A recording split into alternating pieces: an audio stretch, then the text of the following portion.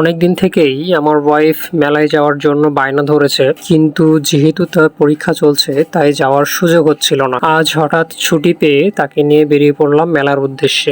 আসসালামু আলাইকুম বন্ধুরা, কেমন আছেন সবাই? আশা করি সবাই অনেক ভালো আছেন। আলহামদুলিল্লাহ, আমিও আল্লাহর রহমতে অনেক ভালো আছি। আপনাদের সাথে যে মেলা নিয়ে আলোচনা করছিলাম তা হচ্ছে আমাদের হাইটেক পার্কে অবস্থিত তাঁত বস্ত্র ও কুটির শিল্প তরুণ উদ্যোক্তা মেলা 2025। যদিও এই মেলার রিভিউ অনেকে দিয়ে ফেলেছেন, আমি অনেকদিন থেকে এখানে যাওয়ার কথা ভাবছিলাম কিন্তু সময় হয়ে ওঠেনি। এদিকে আমার ওয়াইফ বেশ কিছুদিন থেকে বায়না ধরেছে পরীক্ষার মাঝে ছুটি পেলে যেন তাকে সেখানে ঘুরতে নিয়ে যাই। অবশেষে দিনটি এসে গেল এবং তাকে নিয়ে বেরিয়ে পড়লাম মেলার উদ্দেশ্যে। বিকেল পেরিয়ে প্রায় সন্ধ্যা নামা ভাব। আমি আমার ওয়াইফকে একটু আর্লি বেরোইতে বলছিলাম, কিন্তু কিছু করার নেই, কারণ বেডি মানুষের আর্লি বের হওয়া মানেই 1 ঘন্টা। এখানে আমাদের পুরুষ মানুষের কিছু করার নেই। যাই হোক, আমরা হাজব্যান্ড ওয়াইফ গল্প করতে করতে হাইটেক পার্কের রাস্তায় ঢুকে পড়লাম। এখানে একটা ব্যানার দেওয়া আছে, এই রাস্তায় প্রবেশ করলে মেলার ঠিকানা পেয়ে যাবেন। এই রাস্তার শুরু থেকে একদম শেষ অবধি ছবি তোলার জন্য বেস্ট জায়গা রয়েছে। একসময় হাইটেক পার্কের ভেতরে উন্মুক্ত ছিল, কিন্তু বর্তমানে টিকিট ছাড়া ভেতরে অ্যালাউড না, কারণ স্থানীয় পোলাপাইনরা প্রায়ই এখানে বিশৃঙ্খলা সৃষ্টি করত, তাই এটার মেইন গেট বন্ধ করে দেওয়া হয়। জায়গাটা উন্মুক্ত থাকলেও এলাকার পোলাপাইনরা মেলার মেয়াদে এখানে গ্যারেজ খুলে বসেছে, তাই ডান দিকে নেমে আমি আমার রেগুলার আড্ডা প্লেসে চলে আসলাম। এখানে সেফলি বাইকটা রেখে মেলায় প্রবেশ করব। এখানে নামতেই অসাধারণ একটা দৃশ্য চোখে পড়লো, তাই দাঁড়িয়ে পড়লাম এবং দাঁড়িয়ে ক্যামেরা বন্দি করে ফেললাম। তো ফাইনালি আমরা মেলায় পৌঁছে গেলাম। এখন আমরা মেলায় ঢুকবো। আজ যেহেতু শনিবার, তাই শুক্রবারের তুলনায় ভিড় অনেকটাই কম। এটা আমার জন্য অনেক বড় একটা বেনিফিট, কারণ আমি ভিড় একদমই পছন্দ করি না। আর শুধুমাত্র এই কারণে আমি শুক্রবারে কোনো ভিজিটিং প্লেসে যেতে একদমই পছন্দ করি না, কারণ শুক্রবারে প্রত্যেকটা জায়গায় উপচে পড়া ভিড় হয়। যাই হোক, মেলায় ঢুকেই আমরা দোকানে ঘোরাফেরা শুরু করে দিলাম। প্রথমে আমরা একটা ক্রোকারিজের দোকান পেয়ে গেলাম। সেখানে দেখি ঢালাও ভাবে সব পণ্য 60 টাকা করে বিক্রি করছে। এখান থেকে বেছে নিতে পারলে 60 টাকায় অনেক ভালো ভালো পণ্য পাওয়া যায়। এখানকার কোন জিনিস কি কাজে আসে সেটা আমার বোধগম্য নয়। এই দোকানে ঠিক নিচে 20 টাকার পণ্য রয়েছে, অর্থাৎ যা নিবেন 20 টাকা। বেছে নিতে পারলে এখানে 20 টাকায় বেশ কিছু সাংসারিক পণ্য নিয়ে নিতে পারবেন। এরপরে আমার ওয়াইফ আমাকে নিয়ে চলে গেল কসমেটিক্সের দোকানে। এখানে ছোট্ট একটা চিরুনি তার নাকি অনেক পছন্দ হয়েছে, তাই তাকে কিনে দিলাম। এখানে যেহেতু সবগুলোই এক দামের দোকান, কিন্তু এই দোকানে বার্গেনিং করে আমার ওয়াইফ যে 10 টাকা কমিয়ে ফেলবে সেটা আমি ভাবতেও পারিনি। এর জন্য তাকে অনেক বড় একটা সাবাসি দিলাম। এরপরে আমরা এসে গেলাম গার্মেন্টস এর দোকানে। এখানকার ড্রেসগুলো 1 পিস 300 টাকা এবং 2 পিস 500 টাকা। অফারগুলো বেশ ভালোই, আর কাপড়ের কোয়ালিটিও মোটামুটি। তবে এই মেলায় পুরুষ মানুষের জন্য প্রয়োজনীয় কিছু নেই বললেই চলে। এখানকার ম্যাক্সিমাম প্রোডাক্টই নারী এবং ছোট বাচ্চাদের জন্য।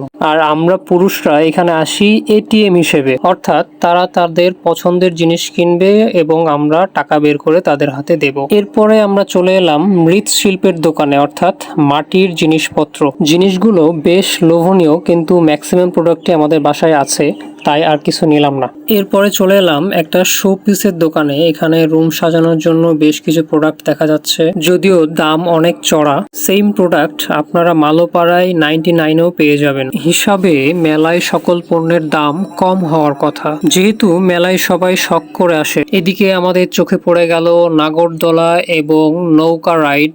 নৌকা রাইডে উঠতে আমার ওয়াইফ ভীষণ পছন্দ করে, যদিও সে ভয়ে কান্না করে দেয়, তবুও মেলায় আসলেই সে এই রাইডে ওঠার বায়না করে। তাই আর কি টিকিট কাটার জন্য কাউন্টারে চলে এলাম। নৌকা রাইডে আমার তেমন একটা ভয় লাগে না, তবে নাগরদোলায় আমি চরম ভয় পাই। যাই হোক, খুব দ্রুত কাউন্টার থেকে টিকিট কেটে নিয়ে আমরা চলে এলাম নৌকা রাইডে ওঠার জন্য। তো ফাইনালি আমরা টিকিট দেখিয়ে নৌকা রাইডে উঠে পড়লাম। যেহেতু আমার ওয়াইফ ভীষণ ভয় পায়, তাই আমরা মাঝের সিটটা নিয়ে নিলাম, কারণ মাঝের সিটে রিস্ক কম এবং ঝাঁকুনি একটু কম লাগে। তো ফাইনালি আমাদের রাইড শুরু হয়ে গেল। এদিকে আশেপাশের মহিলারা চিল্লাচিল্লির কম্পিটিশনে নেমে গেছে। আমার ওয়াইফ এই রাইডে ওঠার জন্য যেভাবে বায়না করছিল, ভেবেছিলাম আজ হয়তো সে ভয় পাবে না বা কোনো সাউন্ড করবে না। রাইড শুরু হওয়ার কয়েক সেকেন্ডের মধ্যেই আশেপাশের মহিলাদের সাথে তাল মিলিয়ে সেও চিৎকার শুরু করে দিল, এবং আমার মনে হয় সে এই কম্পিটিশনে ফার্স্ট প্রাইজ ডিজার্ভ করে। এরপরে আমরা চলে এলাম স্মোকি চিপস খাওয়ার জন্য। যদিও এর আগে আমি কখনো ট্রাই করি নাই, তবে আজ ট্রাই করে দেখব। এটা তৈরি করার প্রসেসটাও বেশ মজার ছিল। আমি অনেক আগ্রহ নিয়ে এটা তৈরি করা দেখছিলাম, যেন কয়েকদিনের মধ্যে হয়তো আমি ব্যবসা শুরু করে দেব। এটার টেস্টে আহামরি তেমন একটা ভিন্নতা নেই, নর্মাল চিপসের মতোই, তবে মজার ছিল। এরপরে আমরা আবারও বেরিয়ে পড়লাম পরবর্তী দোকানের উদ্দেশ্যে।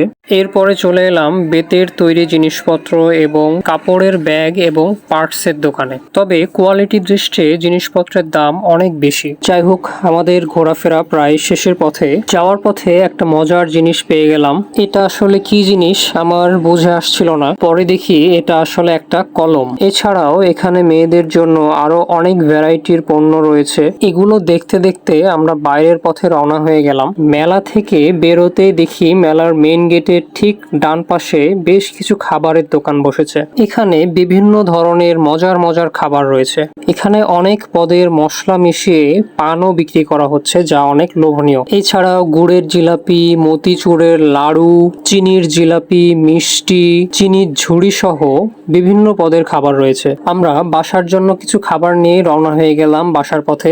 সব মিলিয়ে আজকের দিনটা বেশ ভালো ছিল। তো আজ এই পর্যন্তই। সবাই ভালো থাকবেন, সুস্থ থাকবেন। আল্লাহ হাফেজ।